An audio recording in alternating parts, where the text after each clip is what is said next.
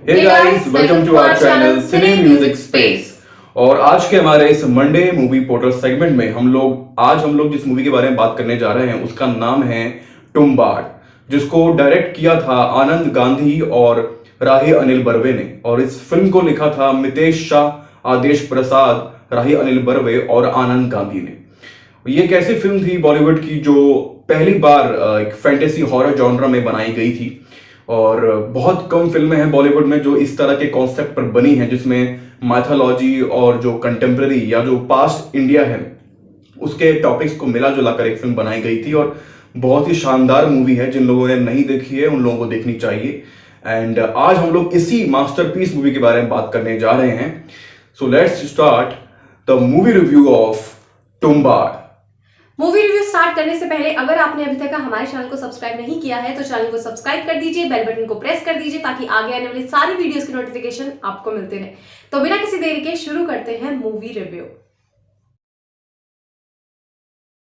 Film की कहानी में हमें दिखाया जाता है कि जब पूर्ति की देवी ने अपने कोख पृथ्वी से 16 करोड़ देवी देवताओं को जन्म दिया, तब उनकी पहली संतान हस्तर बेहद लालची निकला। हस्तर ने चाहा कि वो पूर्ति की देवी से सोना और अनाज चुरा ले। उसने सोना तो चुरा लिया, मगर जैसे ही वो अनाज को हड़पने गया तो देवताओं ने उस पर धावा बोल दिया। तब उसे बचाने के लिए देवी ने उसे अपने कोख में ही रख लिया, लेकिन इस श्राप के साथ कि कोई उसे नहीं पूजेगा और उसका नाम सदा के लिए मिटा दिया जाएगा। सालों बाद 1918 में एक ब्राह्मण परिवार हस्तर का मंदिर बनवाकर उसे पूजना शुरू कर देता है। तभी से देवताओं का कहर बारिश बनकर तुम्बाड़ पर बरसता रहता है। उसी परिवार के लोगों ने जब से उस खजाने को हड़पने की कोशिश की है, तभी से उनके परिवार में गलत होता रहता है।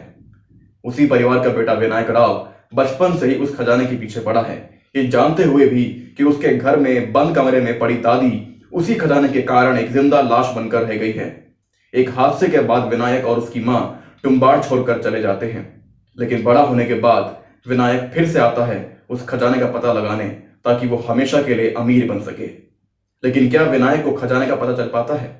अगर हाँ, तो कैसे? विनायक की दादी एक जिंदा लाश कैसे बनी? क्या हस्तर आज भी देव की कोख में है? इन सवालों के जवाब पाने के लिए आपको देखनी होगी फिल्म तुम्बाड़। ये मेरी फेवरेट फिल्म है तुम्बाड़, और जिस तरह से इसको बनाया गया उसका ही मैं बहुत बड़ा फैन हूँ। बिकॉज हमारे यहाँ बहुत कम फिल्में बनती हैं इस तरह के जॉनरा में। हम लोगों ने हॉरर फिल्में बहुत देखी हैं हम लोगों ने बॉलीवुड में, और बहुत कम हॉरर फिल्म्स हैं जो आपको जेन्युइनली इम्प्रेस कर पाती हैं। लेकिन ये पूरी तो हॉरर मूवी नहीं थी, इसमें बहुत सारा फैंटेसी एलिमेंट था, लेकिन बनाया उसको एक हॉरर वे में था। इफेक्ट्स दिए हैं उसमें, but the way they have made it, it was totally commendable. क्योंकि अगर मैं सिर्फ कहानी की बात करूं, अगर मैं तो कहानी में एक तो उन लोगों ने जो पास्ट इंडिया है, जब इंडिया गुलाम था अंग्रेजों का, उसका पार्ट दिखाया उन लोगों ने। जो माइथोलॉजी की जो चीजें हैं उन्होंने उसको बेस रख के पूरी फिल्म का वो रखा है स्टोरी लाइन, और उसके थ्रू वो लोग आगे बढ़ते हैं। तो वो जो मिक्स किया ना उन लोगों ने माइथोलॉजी को और उस टाइम के इंडिया के जो सर्कमस्टांसेस है सारे, और जो मेन कैरेक्टर जो हासिल करना चाह रहा है वो मुझे बहुत अच्छा लगता है। पूरी मूवी में यही चीज अच्छी लगी कि इतनी सारी चीजें होते हुए भी कि इसमें माइथोलॉजी भी है, वो उस टाइम का सिनेरियो भी दिखाना चाह रहे हैं कि क्या चल रहा है, वो पर्टिकुलर उस गांव के बारे में भी, मतलब जो वहां चल रहा है वो भी बताना चाह रहे हैं, उस पर्टिकुलर पर्सन की लाइफ में क्या क्या चीजें चल रही हैं अदर देन द खजाना एंड स्टफ, वो भी दिखा रहे हैं।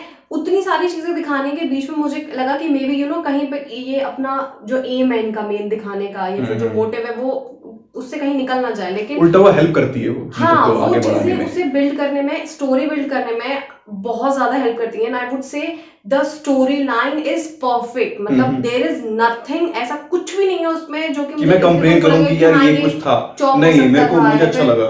एवरीथिंग वाज ऑन पॉइंट और everything was there because it मेरे को ऐसा लगता है कि it was needed and it was somewhere very meaningful. अगर तुम किसी एक कैरेक्टर को भी देखोगे कि तो वहां इसलिए था क्योंकि उसके कोई मीनिंग थे, उसके वहां पे होने के बहुत मीनिंग थे, तो वो बहुत मुझे अच्छा लगा ओवरऑल। और जिस हिसाब से डायरेक्ट की थी स्टोरी, दैट वाज परफेक्ट, बिल्कुल मतलब कोई भी एक्स्ट्रा चीजें नहीं दिखाई हैं उन्होंने। कैरेक्टर्स के थ्रू भी उन्होंने बहुत ही लिमिटेड और बहुत ही फोकस्ड होकर चीजें दिखाई हैं। That was very nice. मुझे लगता है कि एक पूरी फिल्म को, ऐसे फिल्म को इंटरेस्टिंग बनाना शुरू से लेके अंत तक वो बड़ा मुश्किल होता है। मैं देखूंगा अगर कि आनंद गांधी और राही अनिल बर्वे ने जिस तरह से फिल्म को बनाया है, आपका इंटरेस्ट शुरू से लेके अंत तक बना रहेगा, और जिस तरह का क्लाइमेक्स रखा है उन लोगों ने वो आप एक्सपेक्ट नहीं कर रहे अगर आपने फिल्म नहीं देखी है तो, और बिकॉज क्लाइमेक्स जेन्युइनली अनएक्सपेक्टेड है। आई वोंट से कि फुल्ली अनएक्सपेक्टेड है, बट जिस तरीके से उन्होंने दिखाया है वो आपने एक्सपेक्ट नहीं किया होगा। मतलब somewhere you knew that something like that will happen, but वो क्यों हुआ, the reason they gave us, वो बहुत ज्यादा यूनिक था। वो फिल्म का जो मेन, मैं कहूंगा कि एंटागोनिस्ट बोलूंगा, मैं क्या बोलूं उसको, बट फिल्म में बहुत मेन पार्ट था हस्तर का। और हालांकि जिन्होंने फिल्म नहीं देखी है उनको इससे कोई आइडिया नहीं लगेगा हम किसके बारे में क्या बात कर रहे हैं, बिकॉज वो एकदम से बहुत डिफरेंट एंटिटी है अगर आप फिल्म देखोगे तो। लेकिन जिस तरह से हस्तर को उन लोगों ने क्रिएट किया है, जो कहानी उसके अराउंड उन लोगों ने क्रिएट किया, और जो उसका जो उन्होंने पुतला बनाया था ना उन लोगों ने, ओ माय गॉड, वो ऐसा लग रहा था कि कि उनके पास शायद इससे बेटर कोई ऑप्शन नहीं था। बच्चा पुतला वो जो था वो it was like a kid, it was like a kid, but जब उसका असली रूप सामने आता वो आपने एक्सपेक्ट नहीं किया होगा। तो मुझे लगता है कि वो जो हस्तर को रख के जो उन लोगों ने पूरी जो एक हॉरर इफेक्ट दिया ना, वो बहुत अमेजिंग था। और जो बोलते हैं ना बार बार कि सो जाओ ना हस्तर आ जाएगा, मुझे बार बार शोले याद आती है कि हम लोग जो पहले बोलते थे कि सो जा वरना गब्बर आ जाएगा, लेकिन यहाँ पे मुझे इतना रीजनेबल लगता है वो सो जा वरना हस्तर आ जाएगा। इट वाज लाइक कि जैसे हमारे बचपन में हमको डराने के लिए बच्चे माएं बोलती थी कि सो जाओ वरना बाबा आ जाएगा, kind of like that. But मुझे दो चीजें बहुत ज्यादा अच्छी लगी अगर मैं ओवरऑल प्रोजेक्ट के तरीके से देखूं इसको, तो मुझे एक जो स्टोरी लिखी गई है, जिस माइंडसेट से स्टोरी लिखी गई है, जो प्लॉट लिखा गया है, it is beautiful and perfect मैं बोलूंगी, क्योंकि वो सोच पाना ही उस तरीके का, एवरीथिंग वाज कनेक्टेड, एवरीथिंग। मतलब हस्तर का वहां पे होना, उसका क्यों नहीं लोगों को उसके बारे में पता क्यों नहीं है, उसका भी उन्होंने रीजन दिया है। अगर उसने जो भी चीजें की उसका रीजन दिया है, उसकी वजह से क्या कॉन्सिक्वेंसेज हुए, गांव में क्या कॉन्सिक्वेंसेज हुए उसका रीजन दिया है। मतलब हर चीज के उन्होंने रीजंस दिए हैं जो कि बहुत ज्यादा सटल हैं और बहुत ज्यादा बिलीवेबल है, आई वुड से। और दूसरी चीज मुझे जो पिक्चराइजेशन की गई है, जो उसकी विजुअल्स क्रिएट किए गए हैं उसके लिए, हस्तर के इवन जो पूरी मूवी में जो पिक्चर्स क्रिएट की गई है, जो भी विजन क्रिएट किया गया, जैसे कि जो गर्भ है, जो देवी का गर्भ जिसको बोल रहे हैं, वो उसकी जो पिक्चराइजेशन की है उन्होंने, जो उसके सोचा है कि इसको ऐसा दिखाना पड़ेगा, या फिर यहाँ पे हार्ट पंप हो रहा है, या फिर वो सारी चीजें जो दिखाई है, it is beautiful, it is beautiful. और इतना बिलीवेबल लगता है वो देखने में। हाँ, रूम के अंदर जाते हैं, गुफा के अंदर जाते हैं, होल जो उन लोगों ने बनाया था, वो मुझे प्रॉपर एक वो भी मूव करता है, वो मूव करता है। It feels like it is alive, it is alive, it is like a women हिसाब से इमेजिनेशन में it is alive, it is alive. या तो मुझे वो बहुत अच्छा लगा कि उसको जिस तरह से उन्होंने दिखाया वो बहुत अमेजिंग था। मुझे लगता है वही पार्ट है जो फिल्म को ना बहुत रियलिस्टिक और आपको पकड़ के रखती है पूरी मूवी में, आपके मतलब आप जुड़े रहते हो। मुझे लगता है डायरेक्शन के पॉइंट ऑफ व्यू से अगर मैं इस मूवी को देखूं तो इट इज परफेक्ट, एब्सोल्युटली। इस फिल्म की मेन कास्ट है सोहम शाह, मोहम्मद समद, ज्योति मालशे, धुंडीराज प्रभाकर, रुद्र सोनी, अनिता केलकर और Ronjini Chakraborty. Soham Shah as Vinayak Rao was totally nice, he was nice for me। और मुझे उनके एक्टिंग में तो कोई दिक्कत नहीं लगी मुझे, बिकॉज जिस तरह का कैरेक्टर चाहिए था, जो एक जो लालची हो बेहद और सेल्फिश हो, जो एक्सट्रीम लेवल पर सेल्फिश हो, उसको दिखाया उन्होंने, मुझे बहुत अच्छा लगा। एंड मोहम्मद समद जिन्होंने उनके बेटे का रोल प्ले किया है, जो कि फिल्म के 1 घंटे के बाद उनका एंट्रेंस होती है फिल्म में, he was totally like his father। हाँ, he और was बहुत कम टाइम के लिए लिए थे, बहुत ज्यादा पूरी मूवी, मतलब लास्ट के पार्ट में ही है वो, आफ्टर द फर्स्ट हाफ उसके बाद आते हैं वो। एंड ही वाज वो जब स्क्रीन पे थे तो ही मेक श्योर कि स्क्रीन पे वो दिखे, मतलब कि उनका वाला पार्ट दिखे, वो जितना भी थोड़ा बहुत था पार्ट, जितना भी आए थे वो। अपार्ट फ्रॉम दैट मुझे लगता है कि acting was, everyone was brilliant, everyone was good। जिस हिसाब से जितनी डिमांड थी उतनी दिया गया, बिकॉज मुझे लगता है कि दिस इज समथिंग ना जिसकी story was on another level. तो उन्होंने जितना उस स्टोरी को बिल्ड करने के लिए देना था, मुझे लगता है एवरीवन वाज परफेक्ट उस वाले मामले में। इस फिल्म की सिनेमाटोग्राफी की है पंकज कुमार ने। इन्होंने बहुत ज्यादा अच्छा कैमरा वर्क किया है, जेन्युइनली अच्छा कैमरा वर्क किया। पूरी फिल्म को एक विजुअल ट्रीट देना एक एक सिनेमेटोग्राफर के हाथ में होता है, और उन्होंने बिल्कुल बखूबी निभाया है।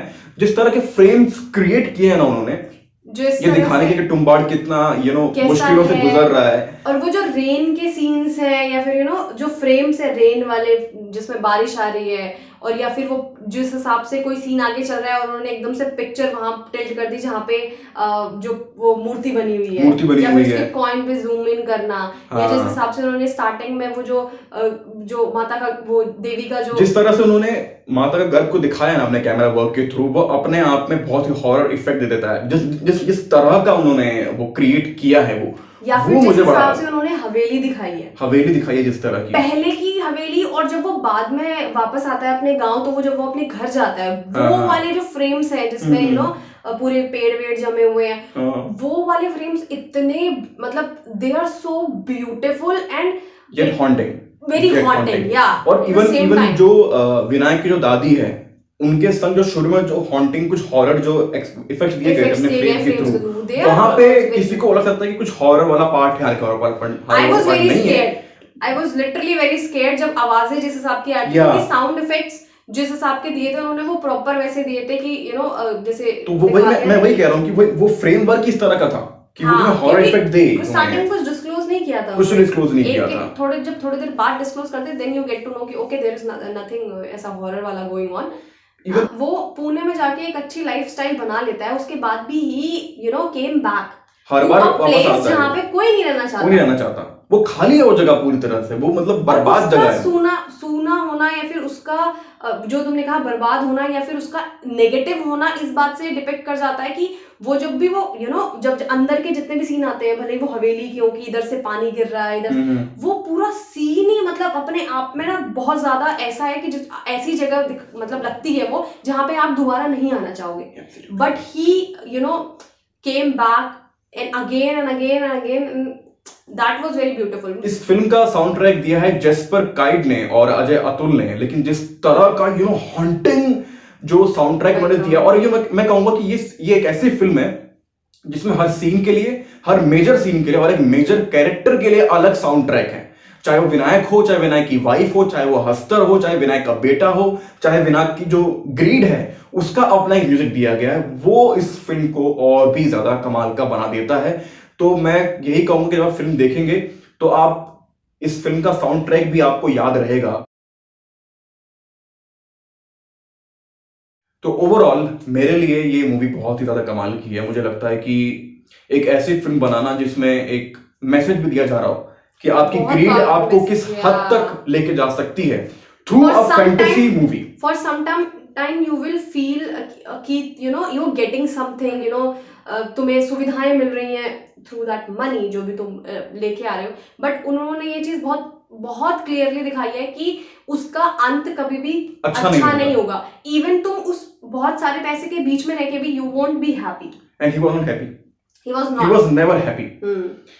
Because that's the main point, you never get enough, you want more. Absolutely, वो चीज क्लैरिटी दिखाई है पूरी फिल्म के अंदर। तो मैं यही कहूंगा कि एक फैंटेसी हॉरर क्रिएट किया है जो इन लोगों ने, मुझे बहुत ही ज्यादा पसंद आया। हमारे इंडियन सिनेमा में ऐसे बहुत कम फिल्में बनी हैं जो अपने विजुअल सिनेमैटिक के लिए जानी जाती हैं, चाहे वो मुगले आजम हो, चाहे वो शोले हो, चाहे केजीएफ हो, चाहे रोबोट हो, चाहे बाहुबली हो। टुम्बड़ भी उन्हीं में से एक है जो अपने विजुअल ट्रीट के लिए जाने जाती है। तो मैं आप लोगों को ये सजेस्ट करूंगा कि जिन लोगों ने फिल्म नहीं देखी है वो जाकर फिल्म जरूर देखें। टुम्बाड़ Amazon प्राइम पर अवेलेबल है और it's a very good movie and a must watch. It's a must watch. So this was the movie review of Tumbbad. आज के लिए बस इतना ही, हम मिलते हैं आपसे अगली वीडियोस में, तब तक के लिए हमारे बाकी सेगमेंट्स को एंजॉय कीजिए। Bye bye, take care, love yourself.